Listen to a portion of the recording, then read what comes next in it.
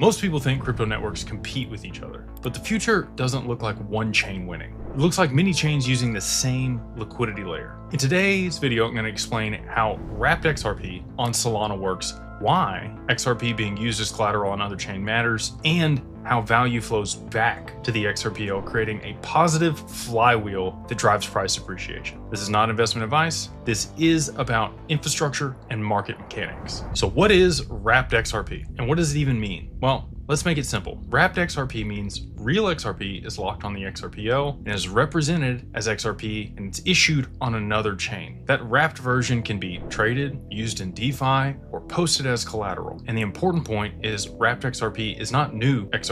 It's the same XRP just being reused somewhere else. Now, I want to make an important designation here. Flare Networks uses a mirrored value of XRP on their chain. Wrapped XRP is exchanging your XRP for another asset, and therefore, as of today, is a taxable event. So if you are going to participate in DeFi ecosystems or actually do this with your XRP, just be aware you currently have tax obligations associated with that transaction. Every wrapped token requires three things: custody or a smart contract lockup, trust in the bridge mechanism, and settlement back to the original chain. No XRP is being created, it's just being reused. Why does Solana matter for wrapped XRP? Solana is built for high speed, low fees, and high volume DeFi activity. That makes it attractive for lending, borrowing, perpetuals, and structured products. When XRP is wrapped onto Solana, it enters a fast DeFi environment, and it can be used just like Ethereum or other stable coins on Solana's network. But unlike those assets, XRP has deep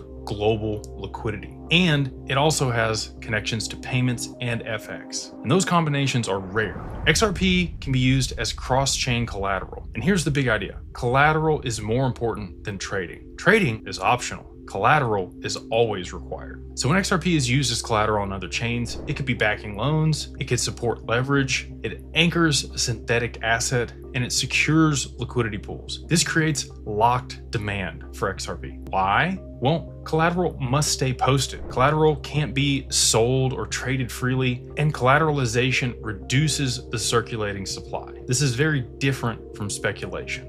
Speculators buy and sell assets. Collateral doesn't move. XRP being posted as collateral means it stays locked until the loans are closed, it stays locked during volatility, and it becomes part of the plumbing system on the back end of these networks for settlement. As more protocols accept XRP as collateral, the demand is going to increase, velocity of XRP decreases, and float tightens. And that is a really powerful combination. And here's the important part: settlement always follows back to the XRPL. And that's what most people miss. No matter where XRP is being used, the settlement for that is going to go back to the mainnet.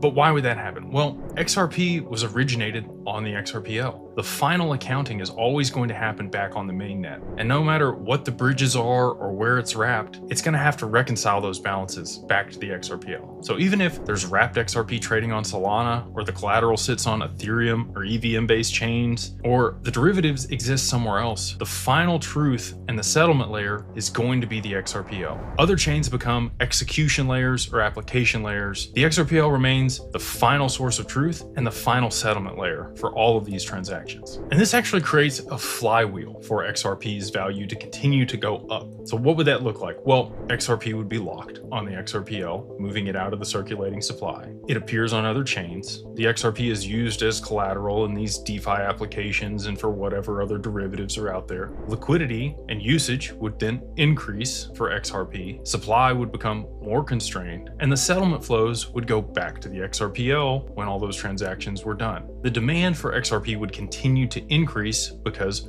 more XRP would get locked, the value would increase, and the flywheel would continue to accelerate over time. And this isn't hype. This is how the financial infrastructure would scale over time with XRP being used as collateral. So you might ask, okay, well, why would these other chains even do that? They benefit because they get deep liquidity, they get reliable collateral, and they get fast, cheap settlement through the XRPL. Other chains don't need to hold massive reserves or pre-fund accounts or manage complex FX exposure. They can just execute logically and settle globally. That's the efficient component of using XRP and the XRPL for the finality of settlement while the collateral is being exchanged or used on these other chains. So at the end of the day, this is going to drive the price and the usage simultaneously. While most crypto price moves on fake demand, this is structural demand. Price pressures come from collateral lockups, reduced float, settlement demand, and cross-chain usage. The usage pressures are going to come from lending and borrowing and payments and the bridging.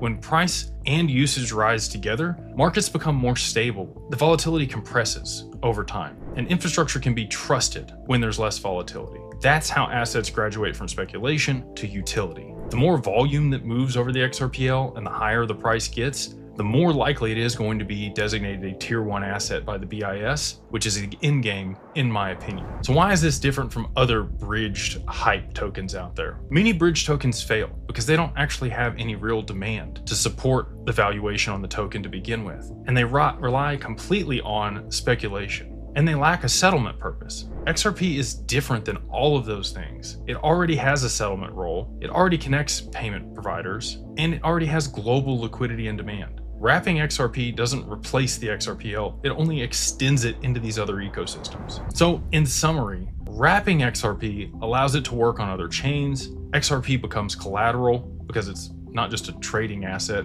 and collateral locks up supply. DeFi usage will increase the demand for this collateral, and settlement flows back to the XRPL. The XRPL remains the layer 1 that everybody settles back to, and a positive flywheel forms. This is not just one chain winning, it's about one asset settling for all these different chains. In the future, the asset that settles everything doesn't need to be loud, it just needs to work. And that's where XRPL sits today, over a decade worth of usage and the clarity it has here in the US. So if you like this content, if you found it valuable, please like, subscribe, hit that notification bell, and let me know what you think in the comments below. I know there's a lot of people out there that think this is crazy, that Chainlink's gonna be the thing that settles everything, or it's Solana. Again, I think the future is multi-chain, but you still need one base layer to settle everything. And you actually just had Larry Fink at the World Economic Forum a few days ago talk about why that's so important for one chain to become the back-end settlement layer for all these different markets and all these different applications. So you don't have to listen to me, you just have to listen to BlackRock and Larry Fink. But again, you might disagree, and let me know why that is in the comments below. We'll see you on the next one.